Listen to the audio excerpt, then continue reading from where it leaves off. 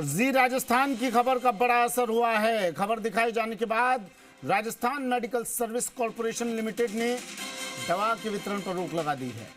Dextromethorphan hydrobromide syrup Jaipur की local company काइसंस pharma से बना रही थी, इसका निर्माण कर रही थी। इसकी मैन्युफैक्चरिंग यूनिट सरनाडुंगर औद्योगिक क्षेत्र में स्थित है। मामला सामने आने के बाद इस कंपनी की सिरप को दवा केंद्रों पर वितरित करने से रोक दिया गया है। जांच रिपोर्ट आने के बाद आगे की कार्रवाई तय की जाएगी। दरअसल राजस्थान में बच्चों में खांसी की दवा के साइड इफेक्ट के मामले लगातार सामने आ रहे हैं।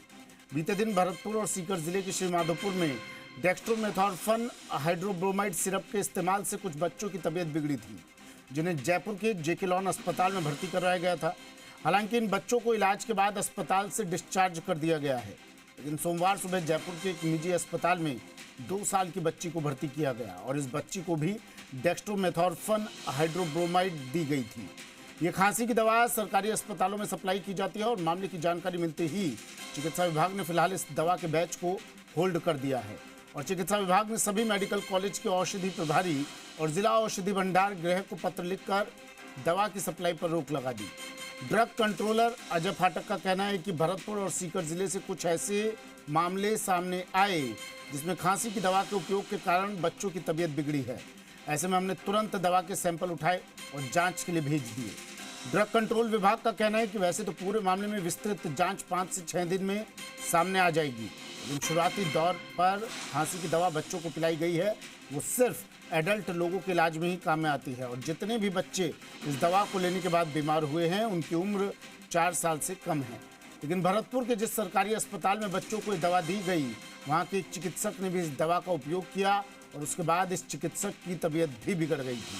वहीं पूरे मामले में हेल्थ एक्सपर्ट्स यानी पल्मोनोलॉजिस्ट का कहना है कि खांसी बुखार होने पर सीधे मेडिकल की दुकान से कफ सिरप लेना या दवाई लेना लोगों को बंद करना होगा।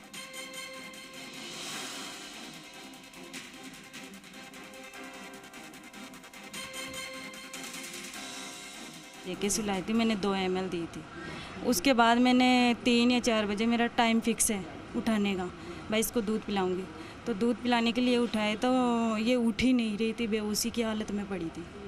फिर मैंने अपने चाचा जी को बताया ये बात, तो चाचा जी ने बताया तो फिर चाचा जी लेके हॉस्पिटल में आए। हम सब लेके आए तो यहाँ पे अनीता हॉस्पिटल है, वहाँ लेके आए तो वहाँ पे बहुत सीरियस बताया। उन्होंने बोला कि अच्छे हॉस्पिटल में दिखाओ आप, प्राइवेट। फिर उन्होंने बोला साकेत हॉस्पिटल में ले जाओ, आसपास में ही है वो। तो यहाँ लेके आए हैं तो यहाँ पे भी बहुत कंडीशन बहुत सीरियस बताई। फिर उन्होंने डॉक्टरों ने बोला कि इसको आईसीयू में भर्ती करना पड़ेगा और उसको हो सकता है तो वो क्या बोलते हैं उस पर भी चढ़ा क्या उसके बाद उसने 1 बजे वो सिरप पिलाई, खांसी ज़्यादा चल रही थी। सिरप पिलाने के बाद सुला दिया उसको 1 बजे के करीब। 1 बजे के करीब 3 से 4 घंटे बाद में उसको वापस दूध पिलाने का टाइम हुआ। 4 बजे के करीब लगभग उसने उठाया तो उसकी कंडीशन बेहोशी की हालत थी। हलचल कुछ भी नहीं खोल रही, आंखें भी नहीं खोल रही थी, मुंह भी नहीं, कुछ भी हलचल नहीं हो रहा था। और सिस्टर घबराई हुई सी बाहर बच्चे को लेके आई तो उसके दादा दादी ये बाहर थे परिवार वालों, उनको बताया तो उन्होंने लेके फिर अपना DCM पे अनीता हॉस्पिटल है उनके पास लेके गए तो उन्होंने बोला कि आप भैया सीधे आप तो मैं तो लूँगा नहीं इसको। उन्होंने डायरेक्ट साकेत हॉस्पिटल भेज। जो मामले सामने आए हैं उसमें जो डेक्स्ट्रोमेथोर्फन जो प्रिपरेशन है वो बेसिकली पीडियाट्रिक पेशेंट्स और स्पेशली 4 इयर्स से कम उम्र के बच्चों के लिए वो कॉन्ट्राइंडिकेटेड है, रिकमेंडेड डोज में नहीं है। और ये पाया गया है कि जो बच्चे जिनकी तबीयत खराब हुई है वो 3 साल के हैं, 1.5 साल के हैं, 2.5 साल के हैं। तो ऐसा प्रतीत होता है कि जो दवाई के साइड इफेक्ट्स होते हैं और जो बच्चों को नहीं दी जानी चाहिए और वो दवाइयाँ दी गई तो उसके कारण से वो जो साइड इफेक्ट थे वो प्रेसिपिटेट हुए। उसके कारण बच्चों को हॉस्पिटल में जेके लॉन में भर्ती कराना पड़ा या अन्य सरकारी चिकित्सालयों में भर्ती कराया गया। लेकिन अब वे सारे के सारे स्वस्थ होने के उपरांत उनको डिस्चार्ज कर दिया गया। किसी प्रकार की कोई कैजुअलिटी रिपोर्ट नहीं की गई है। कि हम जाते हैं मेडिकल पे और खांसी की दवाई मांग के कफ सिरप ले लेते हैं, जो हमें आइडियली नहीं करना चाहिए। शायद इन केसेस में बच्चों को वो कॉफ सिरप शायद CHC या PHC से मिले, मगर अदरवाइज़ भी हमें इस चीज़ का ख्याल रखना चाहिए कि कॉफ सिरप या एंटीबायोटिक जो हम खांसी के लिए यूज़ कर लेते हैं मेडिकल स्टोर से लेके, वो हम अंडर डॉक्टर सुपरविजन ही लें, डॉक्टर प्रेस्क्राइब करें तभी उसका हम सेवन करें, क्योंकि हर खांसी का जो होता है कॉज अलग होता है।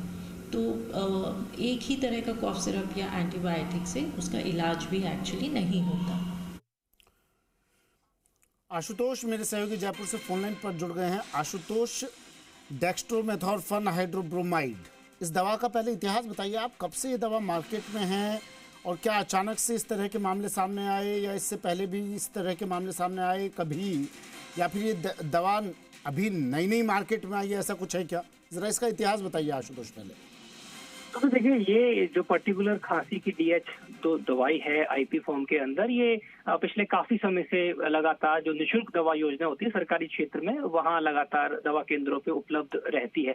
और इस अगर पर्टिकुलर बैच की अगर बात करते हैं तो ये इसी साल जुलाई 2025 के बैच की ये दवाई है जिसपे लगातार सवाल खड़े हो रहे हैं। लेकिन इसके अंदर एक और बात है, देखिए बांसवाड़ा अभी ताजा मामला सामने आया, इससे पहले जयपुर के सांगानेर से मामला सामने आया, श्री माधोपुर की घटना सामने आई, भरतपुर की घटना सामने आती, बच्चों की लगातार तबीयत खराब हुई।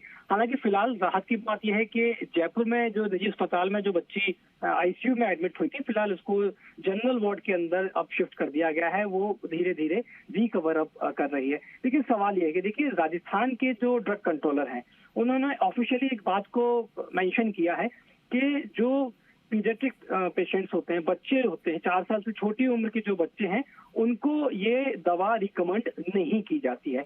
और दूसरी तरफ सांगानेर की ही जो डिस्पेंसरी है, वहां पे जो बच्ची आज एक निजी अस्पताल में एडमिट है, उसको ये दवा प्रिस्क्राइब की गई थी। ये अपने आप में बेहद बड़ी बात है कि कैसे एक तरफ जो ड्रग कंट्रोल डिपार्टमेंट है उसने कहा कि 4 साल से छोटे बच्चों को नहीं दी जाती है। जो बच्ची आज निजी अस्पताल में जयपुर में एडमिट है, उसकी महज 2 साल की उम्र है। तो जी राजस्थान ने इस खबर को प्रमुखता से उठाया, उसके बाद संज्ञान क्या लिया गया? जल्दी से देखिए, लगातार पिछले 2 दिन से जैसे ही पूरा घटनाक्रम सामने आया, प्रमुखता से हमने इस खबर मुद्दे को उठाया है। और अब राहत पूरे राजस्थान के लिए ये है कि राजस्थान के तमाम सरकारी जो दवा केंद्र हैं, जो अस्पताल हैं, वहां पे पूरी तरीके से इस दवा की सप्लाई पर रोक लगा दी गई है। आशुतोष, तमाम जानकारी के लिए।